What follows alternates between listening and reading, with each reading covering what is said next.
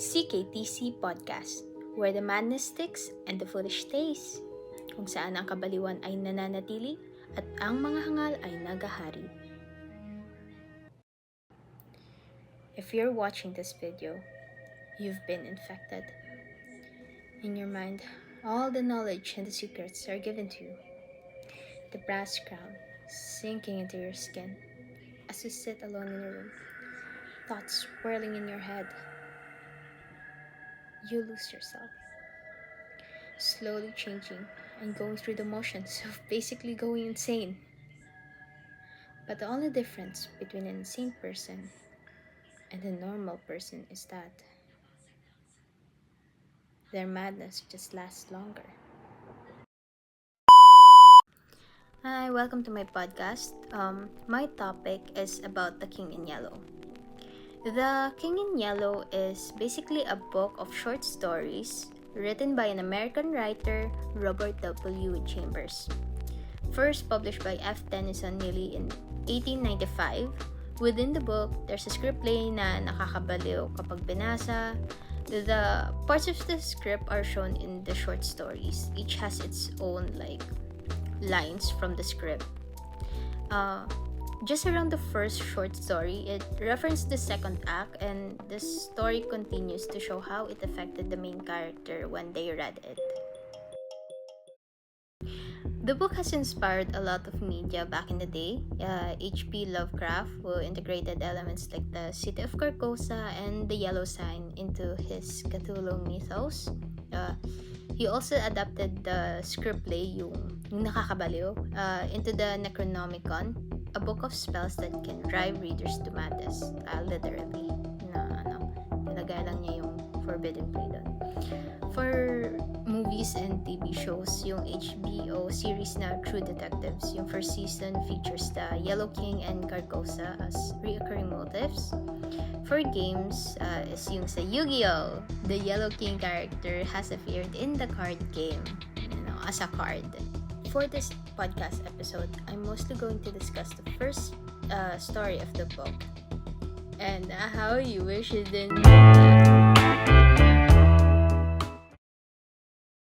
Sa totoo lang, hindi ako masyado nagbabasa ng mga ganitong literature. Mostly romance and dramas, or even thriller actually.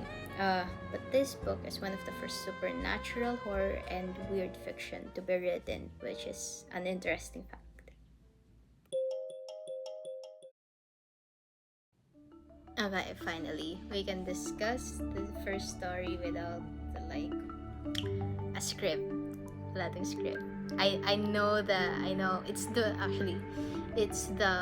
one of my favorite stories, short stories doon sa King in Yellow. Yung ending, yung second to the last ending is actually my favorite since it's about oh my god, romance yun na part. Very romantic actually. Yung The King in Yellow, yung writer niya, almost lahat ng characters doon or lahat ng stories doon is in a love triangle, and most of it ends with young couples being together. Well, the mask, yung second story is oh my god, spoilers, I don't want to say it. To focus on our main topic, sorry, na-excite ako doon. The first story is titled The Repair of Reputations, set in New York City in the year 1925. Take note na yung book is published in 1895. So basically, yung story na to is headcanon kung anong mangyayari in the future. Yung United States is improving daw, and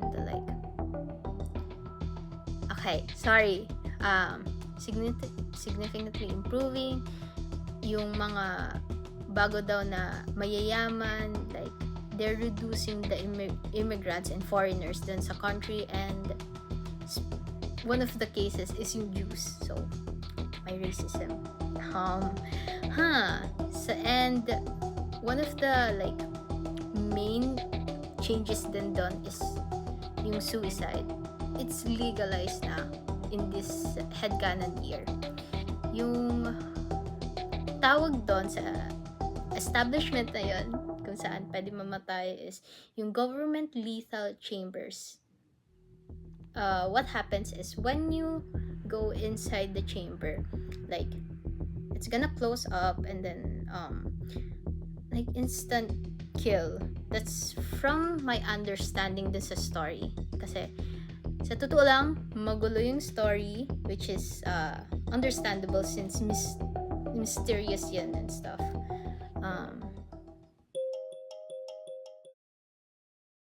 The name of the protagonist is Hildred Gaston, a young man whose personality changed after an incident. And yung incident na yun is when he fell off his horse during a horseback riding outside, of course. Yung fall na yun, he got a severe injury to the point na he had to be committed to an asylum and treated by Dr. Archer. And while he was recovering, he read the book, The King in Yellow. It deeply disturbed him to the point he changed. That's actually when he changed. From being an outdoorsy man, which is obvious since, again, yung incident na yun is when he was outside. So, like, kind of revealed his true personality before he read the King in Yellow play. Naging recluse siya. He stayed indoors and he was actually kind of mean later on sa other interactions with other characters. After he was released doon sa asylum, he met Mr. Wilde. Mr. Wilde is tawag dito, crazy man, ambitious man. He calls himself a repairer of reputations, which is the title of the short story. He has wild eyes, like small siya, and like mayroon daw scars yung body niya.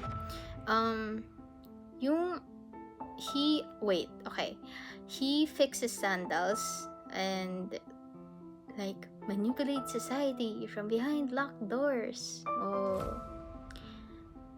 Again, like weird siya. Nakahanap si Hildred ng isang weird guy that's in an apartment. Yung apartment ni Mr. Wilde is actually very messy, lined with like letters, forged na mga royal decrees, which is like fake lahat na and meron daw siya niwear na brass diadem, which is like brass crown, I guess, yung na while wearing it, yung it's like it digs on his forehead and it leaves red marks, so like halata na baka wag mo lang i-wear yung crown. It looks crazy already. And to Hildred, Wilde is more than a conspirator. He is a co-believer na yung isa niyang crazy thought ni Hildred is his destiny is tied to the grand cosmic monarchy, where like he believes na isa siyang heir or like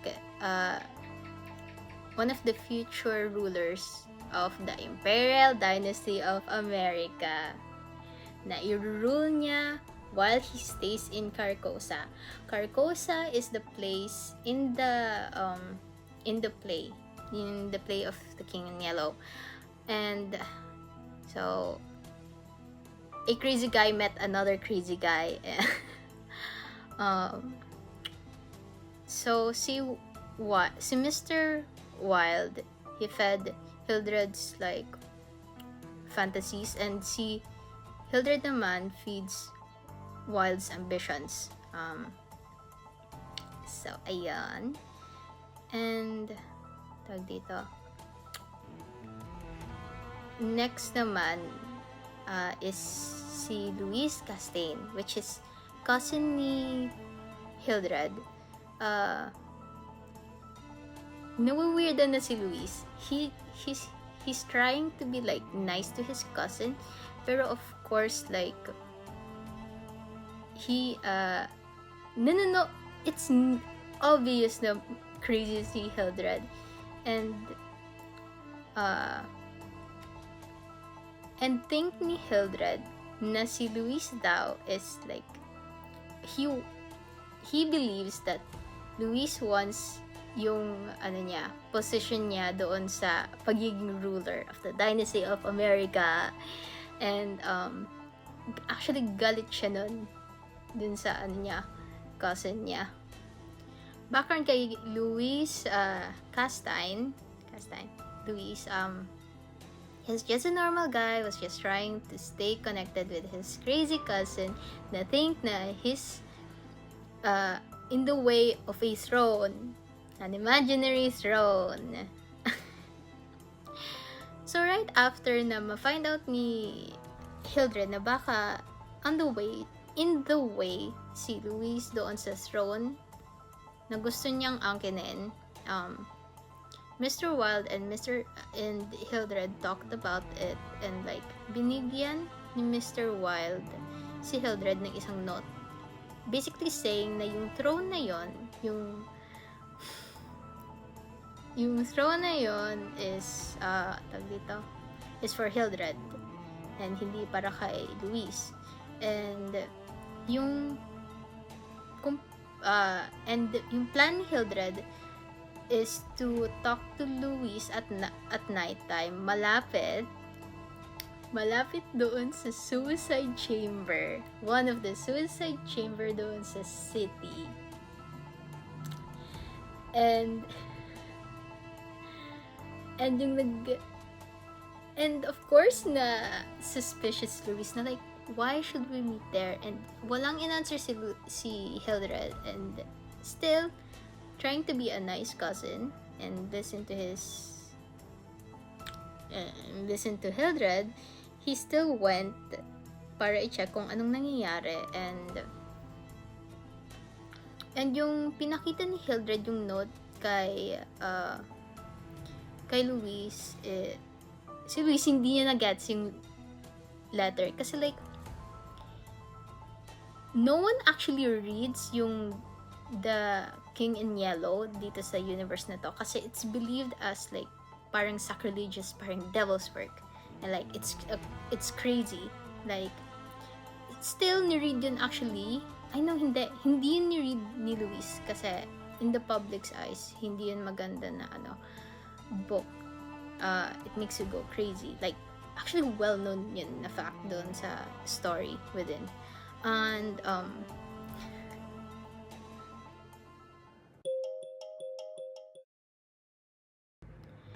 so they're in a meeting in the middle of the night outside, and si Hildred, he's mad na about dun sa successor line, of course, and like plano niyang ipa-exile si Luis to like go away and never marry.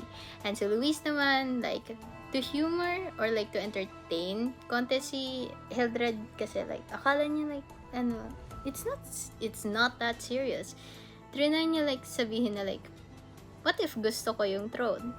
And nagalit dun sobra si Hildred to the point na dapat hindi daw niya pakasalan si Constance. Ayun, his true nature shows na like in love siya kay Constance. And nung like na-confuse pa si Luis, para ma-shock si Luis, yung ginawa ni Hildred is like sinabi niya he killed Dr. Archer, yung doctor niya dun sa asylum, yung when he got his head injury, and then had Constance assassinated. So of course na-shock si Luis, and long story short, bumalik si Hildred doon sa apartment ni Mr. Wilde. And actually, na-shock ako dito sa part na to ng story na to. He found Mr.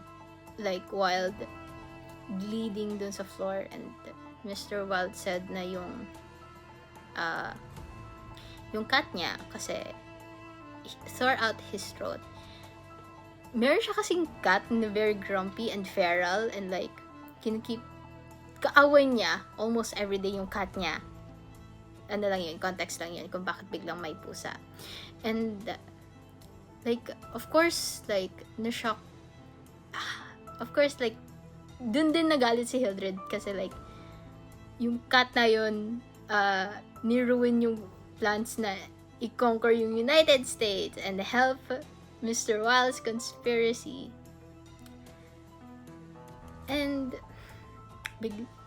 of course, dahil meron ng dead body, merong police, and Hildred sees constant crying as he is dragged away, and not sure kung si Hildred ba yung pumatay or like nakapatay, or like very imaginations lang niya. But it ends with like Hildred died the previous day in an asylum for the criminally insane. So yun yung ending. Very shortened to actually. Ang daming nangyari.